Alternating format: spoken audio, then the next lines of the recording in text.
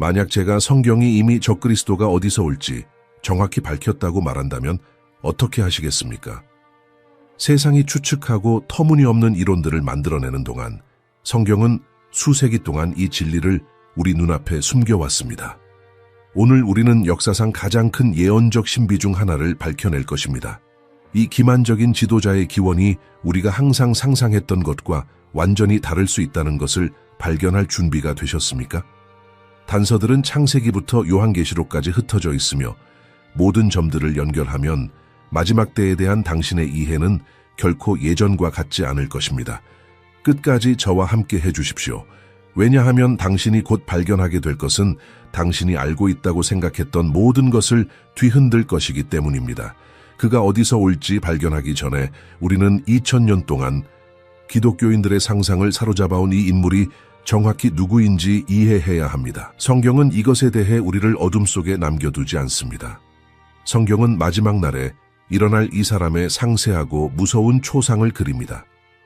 데살로니가 교회에 편지를 쓴 사도 바울은 그를 불법의 사람이자 멸망의 아들이라고 불렀습니다. 생각해 보십시오. 이것들은 무작위 칭호가 아닙니다. 각 단어는 파괴적인 예언적 무게를 담고 있습니다. 그는 하나님의 율법에 반대되는 모든 것을 구현할 것이기 때문에 불법의 사람이라고 불립니다. 그는 단지 또 다른 부패한 지도자나 잔인한 독재자가 아닐 것입니다. 그는 창조주에 대한 반역에 살아있는 화신이 될 것입니다. 데살로니가후서 2장 3절과 4절에서 바울은 우리의 심장을 더 빠르게 뛰게 해야 할 무언가를 묘사합니다. 누가 어떻게 하여도 너희가 미혹되지 말라 먼저 배교하는 일이 있고 저 불법의 사람 곧 멸망의 아들이 나타나기 전에는 그날이 이르지 아니하리니 그는 대적하는 자라 신이라고 불리는 모든 것과 숭배함을 받는 것에 대항하여 그 위에 자기를 높이고 하나님의 성전에 앉아 자기를 하나님이라고 내세우느니라. 성경 예언에서 바다는 종종 이방 민족들, 백성과 언어의 소용돌이를 나타냅니다. 이 정치적이고 혼란스러운 동요에서 이 카리스마 있는 지도자가 나타날 것입니다. 짐승은 용, 즉 사탄으로부터 권세와 보좌와 큰 권위를 받을 것입니다. 요한계시록 13장 2절은 우리에게 말합니다. 용이 자기의 능력과 보좌와 큰 권세를 그에게 주었더라. 여기 충격적인 진실이 있습니다. 적그리스도는 악마의 세력에 의해 완전히 능력을 부여받을 것입니다. 그는 단지 악한 사람이 아닐 것입니다.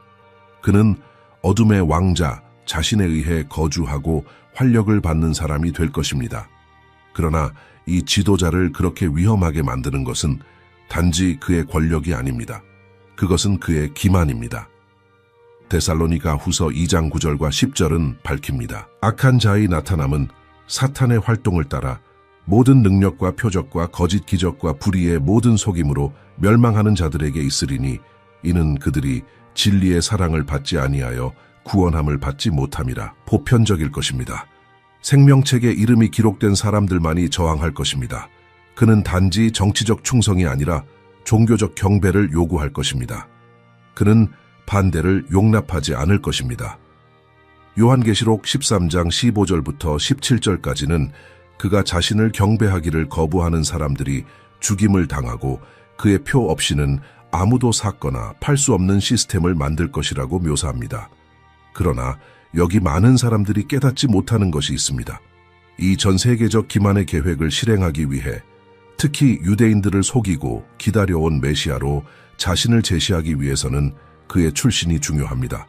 그리고 이것은 마지막 때에 대해 당신이 생각하는 모든 것을 바꿀 질문으로 우리를 이끕니다. 정확히 이 사람은 어디서 올까요?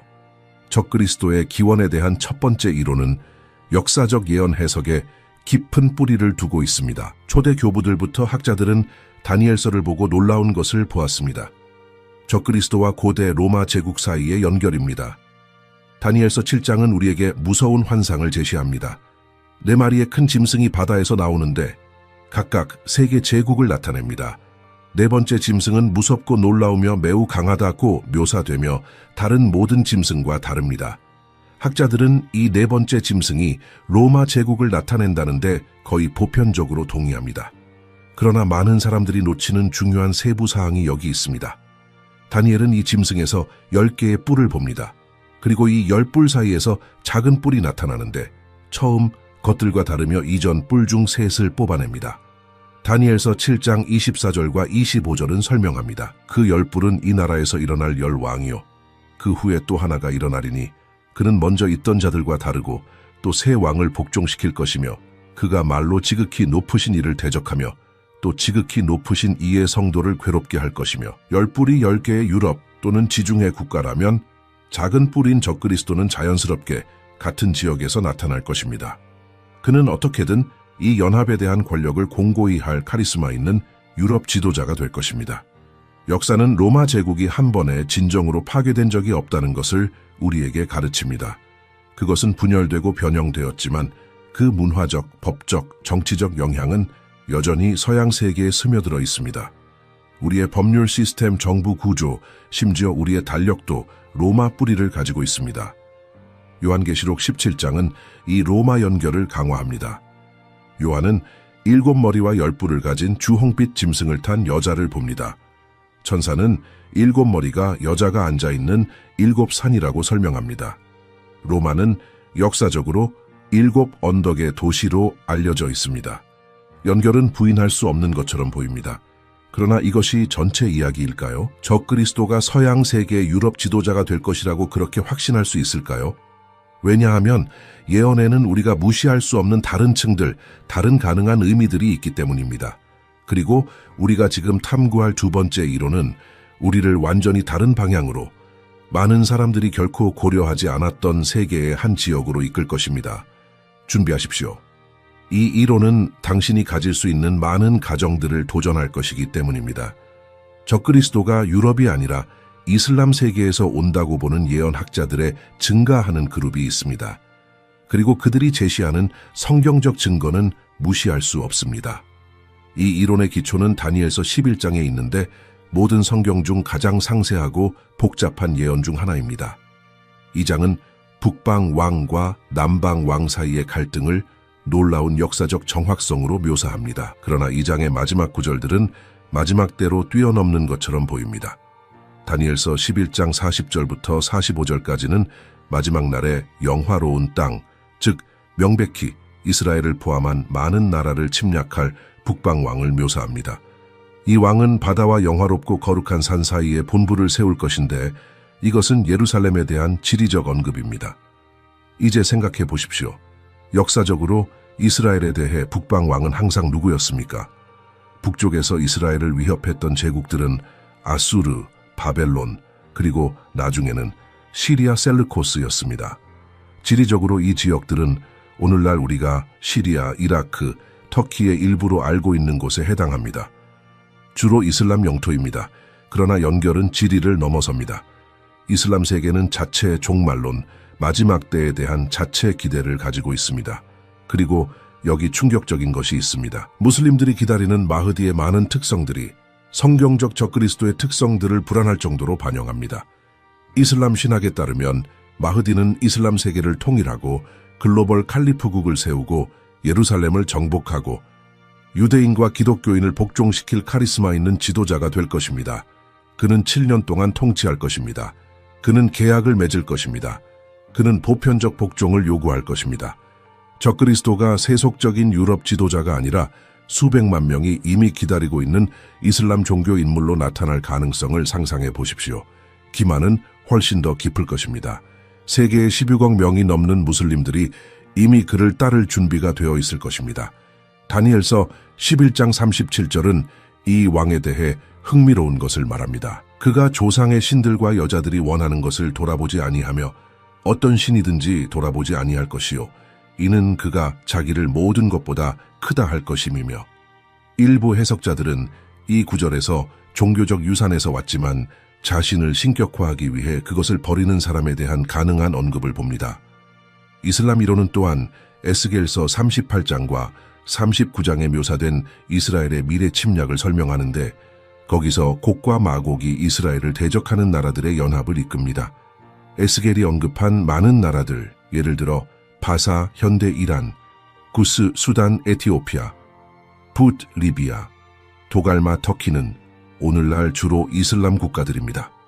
요한계시록 20장 7절부터 9절까지도 최후의 전투 맥락에서 곡과 마곡을 언급합니다. 이 예언들과 현대 이슬람 세계 사이의 연결은 현재의 지정학적 현실을 볼 때 무시하기 어렵습니다. 그러나 이 이론이 제기하는 질문이 있습니다. 어떻게 이슬람 지도자가 유대인들을 속여 그를 메시아로 받아들이게 할 수 있을까요? 역사적으로 유대 국가의 적대적이었던 전통에서 왔다면 어떻게 그가 이스라엘과 평화 협정을 맺을 수 있을까요?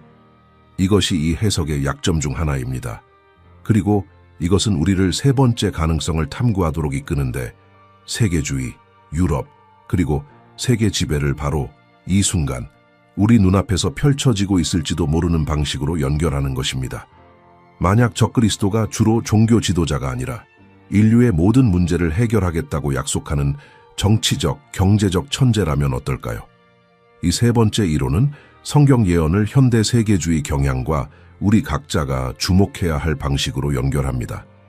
여기서의 비전은 유럽 정치 무대에서 나타나지만 빠르게 진정으로 세계적인 인물이 되는 카리스마 있는 지도자입니다. 단지 한 나라의 대통령이 아니라 국경을 초월하는 사람, 통합된 세계 거버넌스를 이끄는 사람입니다. 요한계시록 13장 7절은 우리에게 중요한 것을 말합니다. 또 권세를 받아 성도들과 싸워 이기게 되고 각 족속과 백성과 방언과 나라를 다스리는 권세를 받으니. 생각해 보십시오. 모든 족속과 언어와 나라에 대한 권세입니다. 이것은 단지 지역 제국이 아닙니다. 이것은 절대적인 세계 지배입니다. 전례 없는 세계적 위기 중에 나타나는 지도자를 상상해 보십시오. 아마도 전 세계적 경제 붕괴, 파괴적인 전염병 또는 문명을 파괴할 위협이 되는 전쟁일 것입니다. 이 혼란과 두려움의 순간에 해결책을 가진 남자가 나타납니다. 그는 평화를 약속합니다. 그는 번영을 약속합니다. 그는 안보를 약속합니다. 그리고 절망적인 나라들은 기꺼이 그에게 주권을 넘깁니다. 유럽연합은 통일된 화폐, 초국가적 의회, 국경의 점진적 침식으로 많은 사람들에게 모델로 세계주의 거버넌스의 원형으로 여겨집니다. 일부 해석자들은 그것에서 적그리스도가 사용할 시스템의 배아를 봅니다. 그러나 유럽을 넘어섭니다. UN 세계경제포럼, 세계은행, 국제통화기금과 같은 조직들은 모두 세계 거버넌스 시스템, 국제경제규제, 심지어 세계 디지털 화폐에 대한 논의를 향해 나아가고 있습니다. 데살로니가후서 2장 9절은 적그리스도의 임함이 사탄의 활동을 따라 될 것이라고 우리에게 말합니다. 사탄은 기만의 대가입니다. 그리고 전체주의적 세계 통제 시스템을 인류의 모든 문제에 대한 해결책으로 제시하는 것보다 더 효과적인 기만이 무엇이겠습니까? 요한계시록 13장 16절부터 18절까지는 짐승의 표 없이는 아무도 사거나 팔 수 없는 경제 시스템을 묘사합니다. 생각해 보십시오. 이것을 구현할 기술이 오늘날 존재합니다. 디지털 신원 확인, 중앙은행 디지털 화폐, 사회 신용 시스템, 대규모 감시, 얼굴 인식, 완전한 통제를 위한 도구들이 이미 구축되고 있습니다.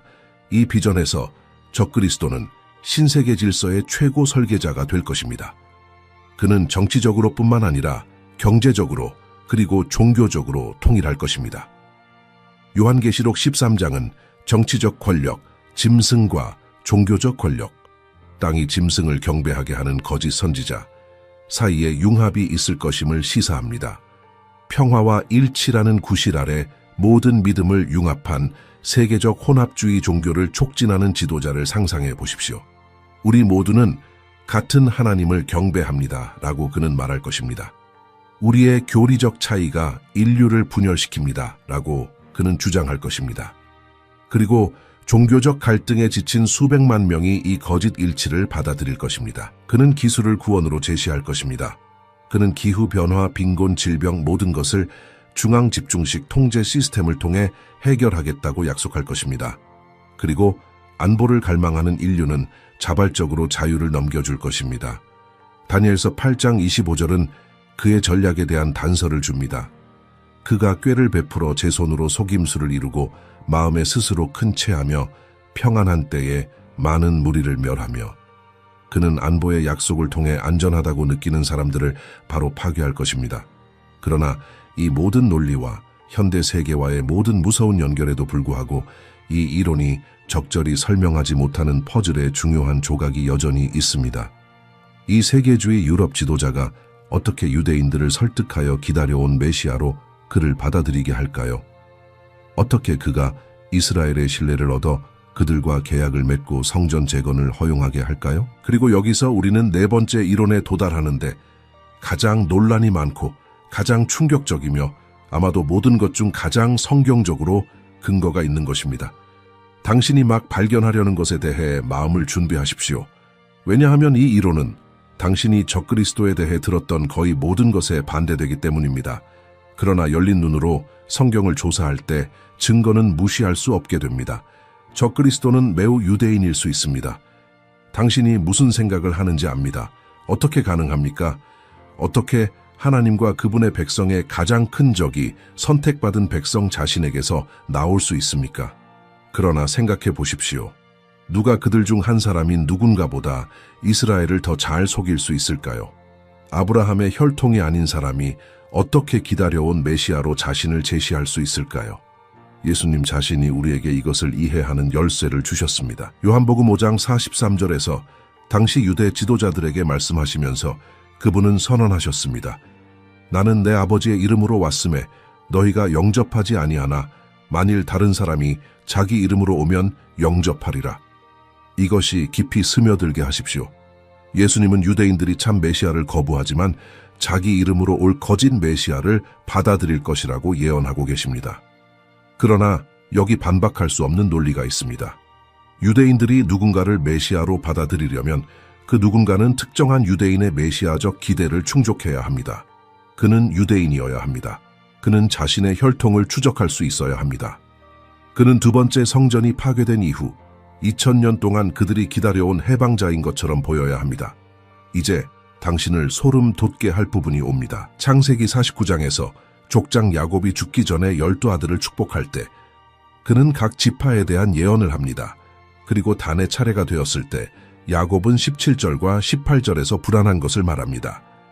다는 길의 뱀이요 새길의 독사로다 말굽을 물어 그 탄자를 뒤로 떨어뜨리리로다. 요한이 요한계시록 7장 4절부터 8절까지 이스라엘의 모든 지파에서 인침을 받은 14만 4천 명을 나열할 때 한 지파가 눈에 띄게 빠져 있습니다. 단이 목록에 없습니다. 12지파 중 11지파만 언급됩니다. 요셉의 하위 지파인 므낫세가 단 대신에 포함됩니다. 왜 단이 제외될까요? 왜 마지막 날에 대한 예언에서 이 의도적인 누락이 있을까요? 수세기 동안 학자들은 적그리스도가 단 지파에서 올 것이기 때문이라고 제안해왔습니다. 2차 세기에 글을 쓴 초대교회의 가장 중요한 교부 중 한 명인 리옹의 이레나이우스는 적그리스도가 단 지파에서 올 것이라고 명시적으로 선언했습니다. 또 다른 교부인 로마의 히폴리투스도 이 해석에 동의했습니다. 이 사람들은 우리보다 사도들의 시대에 훨씬 더 가까이 살았습니다. 그들은 아마도 잃어버렸을 수 있는 구전 전통과 가르침에 접근할 수 있었습니다. 이것에서 악마적 전략을 상상해 보십시오. 사탄은 항상 모방자였습니다. 그는 창조하지 않고 위조합니다. 예수님이 유다 혈통의 참 메시아로 오신 것처럼 적그리스도는 거짓 메시아로 아마도 단의 혈통에서 올 것입니다. 악마적 패러디, 위조된 그리스도입니다. 생각해 보십시오. 이 지도자가 어떻게 다니엘서 9장 27절에 묘사된 대로 이스라엘과 계약을 맺을 수 있을까요? 어떻게 그가 성전 재건과 제사 회복을 허용할 정도로 유대 당국의 신뢰를 얻을 수 있을까요? 그는 예언된 해방자로 보여야 합니다. 그는 유대인이어야 합니다. 유대인들은 수천 년 동안 메시아를 기다려왔습니다. 그들은 이스라엘 왕국을 회복하고 평화를 가져오고 성전을 재건하고 예루살렘에서 통치할 정치적 군사적 지도자를 기대합니다. 정확히 그것을 하겠다고 약속하는 카리스마 있는 유대인 지도자는 많은 사람들에게 거부할 수 없을 것입니다. 데살로니가 후서 2장 4절은 우리에게 그가 하나님의 성전에 하나님으로 앉으리라고 말합니다. 어떤 성전이 아닙니다. 예루살렘에 있는 하나님의 성전입니다. 이것을 할 대담함을 갖기 위해 이 최고의 신성 모독이 최대의 영향을 미치기 위해서는 그는 먼저 이스라엘이 메시아라고 믿는 사람으로서 접근과 신뢰를 얻어야 합니다. 다니엘서 11장 37절은 말합니다. 그가 조상의 신들을 돌아보지 아니하며 조상의 신들이라는 구절은 히브리어로 엘로헤이 아보타브입니다. 많은 유대인 학자들은 이것을 이스라엘의 하나님에 대한 언급으로 해석합니다. 그는 참 하나님을 아는 유산에서 왔지만 그것을 거부할 것입니다. 장면을 상상해 보십시오. 예루살렘입니다. 장엄하게 재건된 세 번째 성전입니다. 축하하는 유대인 군중입니다. 이 카리스마 있는 지도자, 이 겉보기 해방자가 지성소에 들어갑니다. 그리고 거기 땅에서 가장 신성한 장소에서 그는 자신을 하나님이라고 선포합니다. 마태복음 24장 15절에서 예수님이 예언하신 멸망에 가증한 것입니다. 기만은 너무 완전하고 설득력이 있어서 예수님은 마태복음 24장 23절과 24절에서 경고하셨습니다. 그때의 사람이 너희에게 말하되 보라 그리스도가 여기 있다 혹은 저기 있다 하여도 믿지 말라. 거짓 그리스도들과 거짓 선지자들이 일어나 큰 표적과 기사를 보여 할 수만 있으면 택하신 자들도 미혹하리라. 이스라엘과의 그의 계약은 7년만 지속될 것입니다. 그리고 이 기간의 중간에 모든 것이 극적으로 변할 것입니다. 그리고 이것이 우리가 지금 이야기해야 할 것입니다. 지금까지 우리가 논의한 모든 것은 인류 역사의 과정을 영원히 바꿀 7년의 특정 예언적 기간으로 수렴됩니다. 다니엘서 9장 27절은 우리 각자를 떨게 해야 할 정확성으로 이 순간을 묘사합니다. 그가 한 일해 동안 많은 사람들과 언약을 굳게 맺고 그가 그 일의 절반의 제사와 예물을 금지할 것이며 성경 자체가 최종 카운트다운의 시작으로 표시할 만큼 중요한 계약은 어떤 종류일까요? 그것은 뭔가 특별한 것이어야 합니다. 중동의 지정학적 상황을 완전히 바꿀 무언가입니다.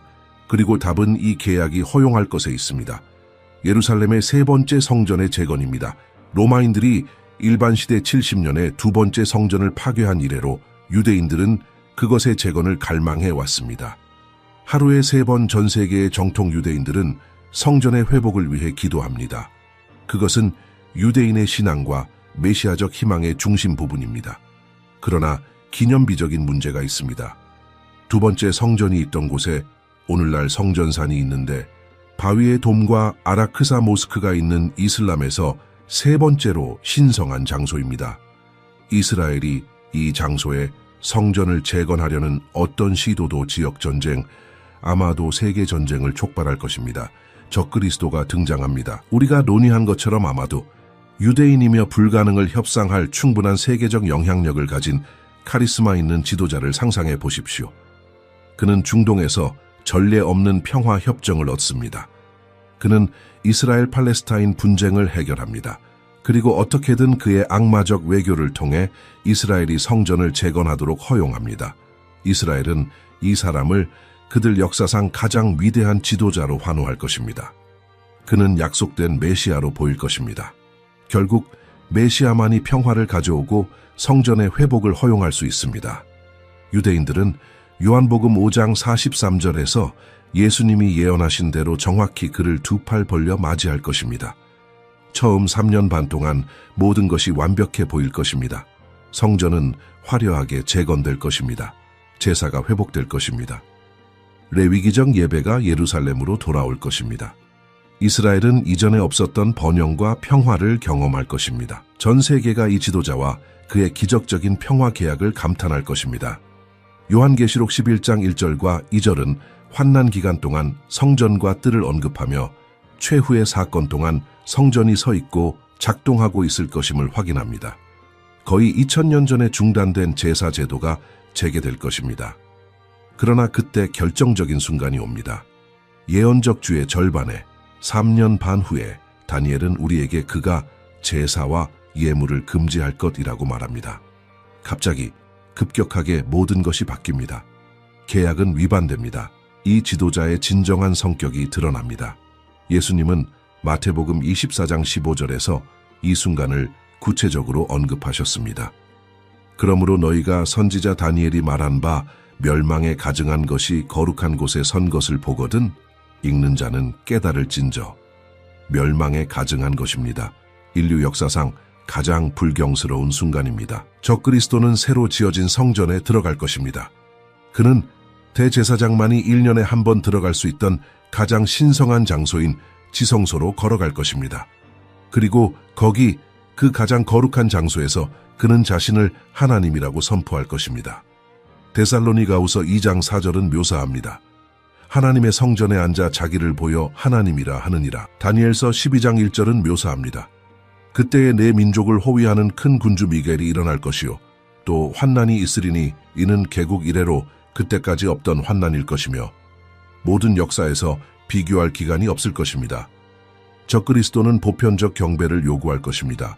요한계시록 13장 15절부터 17절까지는 그의 형상을 경배하기를 거부하는 사람들이 죽임을 당하고 그의 표를 받지 않고는 아무도 사거나 팔 수 없다고 우리에게 말합니다. 통제 시스템은 절대적일 것입니다. 그러나 이 모든 어두운 예언 한가운데 희망을 가져다주는 진리가 있습니다. 이 기간은 정해진 끝이 있습니다. 다니엘은 명시합니다. 1291입니다. 요한계시록은 42개월, 1261, 한때와 두때와 반때에 대해 말합니다. 하나님은 이 환난에 대한 한계를 정하셨습니다. 그리고 이 어두운 기간의 끝에 적그리스도의 권력이 절정일 때, 모든 것이 잃어버린 것처럼 보일 때 역사상 가장 영광스러운 사건이 일어날 것입니다. 예수 그리스도의 재림입니다.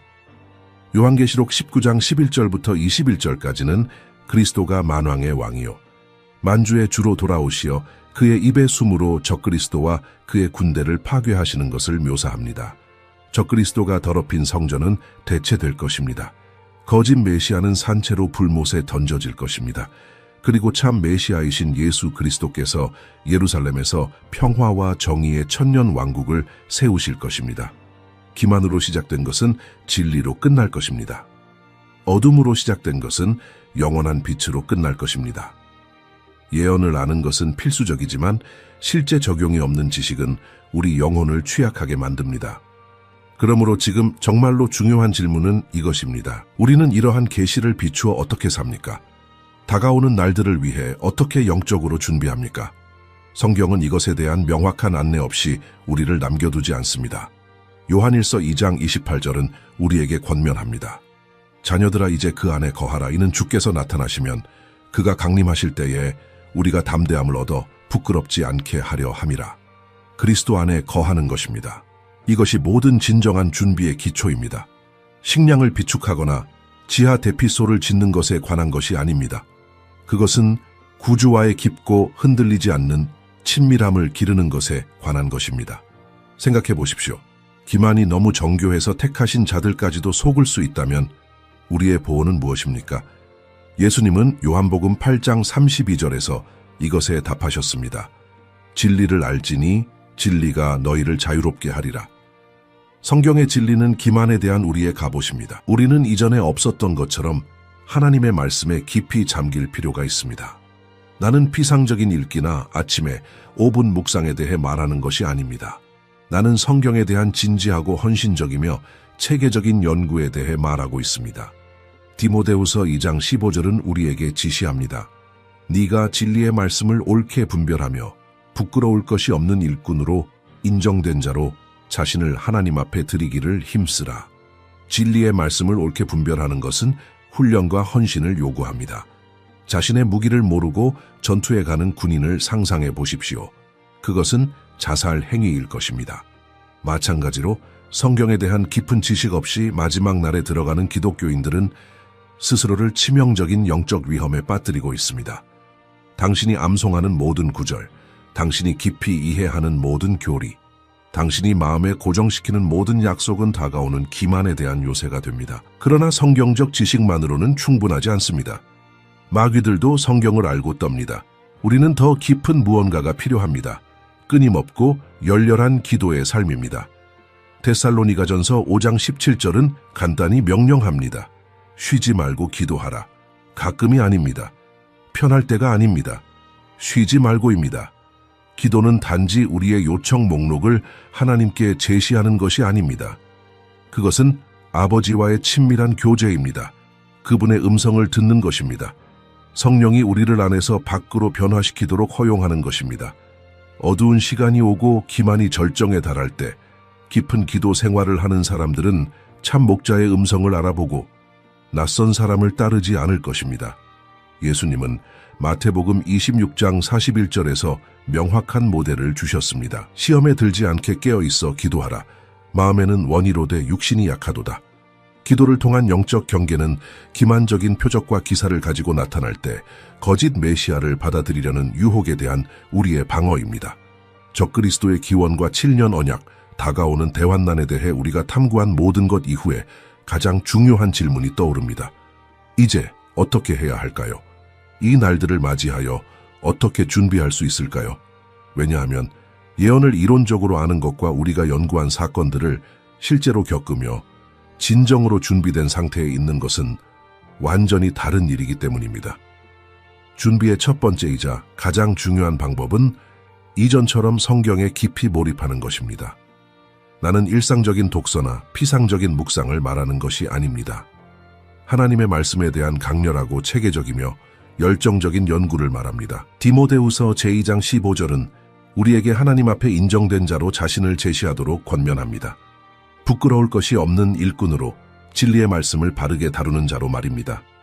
바르게 다룬다는 것은 깊이 아는 것, 맥락을 이해하는 것, 예언들을 연결하는 것, 의미를 분별하는 것을 의미합니다. 함께 생각해 보십시오. 성경이 적그리스도에 대해 말하는 것을 깊이 알지 못한다면 어떻게 그의 속임수를 알아차릴 수 있겠습니까? 참된 예언자들이 가르친 것을 알지 못한다면 어떻게 거짓 예언자들을 식별할 수 있겠습니까? 하나님의 말씀에 불변하는 진리의 뿌리를 내리지 않은 신앙으로는 짐승의 표를 받으라는 압력에 어떻게 저항할 수 있겠습니까? 성경 지식은 학자들을 위한 영적 사치가 아닙니다. 그것은 마지막 날들의 생존 장비입니다. 그러나 지식만으로는 충분하지 않습니다.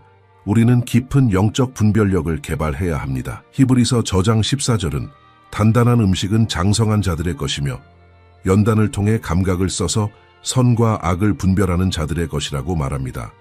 분별력은 즉시 오는 것이 아닙니다. 그것은 성경적 진리를 우리가 직면하는 상황에 적용하는 연습을 통해 끊임없이 단련되어야 하는 영적 근육과 같습니다. 우리는 인터넷 접근만 있으면 누구나 자신을 예언자나 교사로 선포할 수 있는 시대에 살고 있습니다. 모순되는 메시지들이 신자들을 사방에서 공격합니다. 거짓 가르침은 사람들이 듣고 싶어하는 것에 호소하기 때문에 진리보다 더 빠르게 퍼집니다. 요한일서 제4장 1절은 분명히 경고합니다. 사랑하는 자들아 영을 다 믿지 말고 오히려 영들이 하나님께 속하였는지 시험하라. 많은 거짓 예언자들이 세상에 나왔기 때문이다. 우리는 어떻게 영들을 시험할 수 있습니까? 모든 가르침을 성경과 비교하는 것입니다. 만약 누군가 하나님의 말씀과 모순되는 것을 가르친다면 그 사람이 얼마나 카리스마가 넘치든 그의 영상이 얼마나 인기 있든 팔로워가 얼마나 많든 그 가르침을 거부하십시오. 사도행전 제17장 11절에서 베로야 사람들은 매일 성경을 상고하여 바울이 가르친 것이 그러한지 확인했기 때문에 칭찬을 받았습니다. 그들이 사도적 가르침까지도 검증했다면 오늘 우리가 듣는 모든 것을 얼마나 더 검증해야 하겠습니까? 준비는 또한 우리의 신앙 공동체를 강화하는 것을 요구합니다. 다가오는 시대에 고립된 그리스도인들은 속임수와 박해의 쉬운 표적이 될 것입니다. 그러나 성경적인 견고한 공동체에 굳건히 뿌리 내린 자들은 상호 지지와 격려, 집단적인 힘으로 저항할 수 있을 것입니다. 히브리서 제10장 25절은 직설적입니다. 어떤 사람들의 습관과 같이 모이기를 폐하지 말고 오히려 그 날이 가까움을 볼수록 더욱 서로 권면하라. 그 긴급성을 주목하십시오. 그것은 편할 때 교회에 가는 것만이 아닙니다. 성경을 진지하게 받아들이고 시대를 경계하며 우리의 신앙이 흔들릴 때 우리를 강하게 해줄 수 있는 다른 신자들과 깊이 연결되는 것입니다. 왜냐하면 신앙은 흔들릴 것이기 때문입니다. 의심의 순간, 두려움의 순간, 순응하라는 압력이 견딜 수 없을 것처럼 느껴지는 순간이 있을 것입니다. 그런 순간에 그리스도 안의 형제자매들이 진리를 상기시키고 굳건히 서도록 격려해 줄 필요가 있을 것입니다. 그러나 가장 어려운 준비는 정신적이고 감정적인 것입니다. 우리는 모든 것을 이룰 수 있는 실제 가능성에 준비해야 합니다. 자유를, 재정적 안정을, 짐승의 표 없이 사고 파는 능력을, 안위를, 아마도 생명까지도. 요한계시록 제12장 11절은 승리자들을 죽기까지 자기 생명을 사랑하지 아니한 자들로 묘사합니다. 이것은 수사적 표현이 아닙니다. 많은 사람들이 직면할 현실입니다. 그 순간을 상상해 보십시오. 표를 받으면 가족을 먹일 수 있지만 거부하면 기아, 감옥, 아마도 처형을 직면해야 하는 선택 앞에 서 있습니다. 당신은 무엇을 하겠습니까? 그 질문에 대한 답은 그 순간에 결정되지 않을 것입니다. 지금 영적 준비의 연수나 그 부족에 의해 결정될 것입니다. 그리스도와의 관계 깊이에 의해 결정될 것입니다. 이 생명이 일시적이며 영원한 생명이 어떤 일시적 희생이라도 가치가 있다고 당신이 진정으로 믿는 정도에 의해 결정될 것입니다.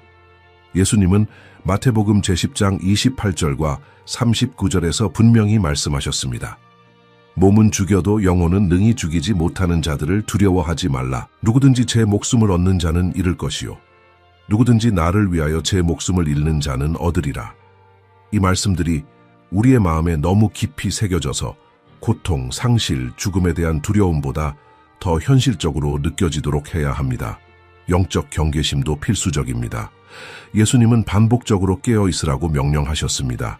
마태복음 제24장 42절, 그러므로 깨어 있으라. 너희 주가 어느 날에 오는지 너희가 알지 못함이니라. 깨어 있다는 것은 시대의 징조에 눈을 뜨고 있는 것을 의미합니다. 이 생명의 염려에 너무 몰두하여 하나님께서 예언적으로 행하시는 것을 놓치지 않는 것을 의미합니다. 그리스도께서 언제든지 돌아오실 수 있다는 의식으로 매일을 사는 것을 의미합니다. 그러나 기도 없는 경계는 무익합니다. 누가복음 제21장 36절은 이렇게 말합니다. 이러므로 너희는 깨어 기도하며 장차 올 이 모든 일을 능히 피하고 인자 앞에 서도록 하라. 기도는 단순히 하나님께 청하는 것이 아닙니다.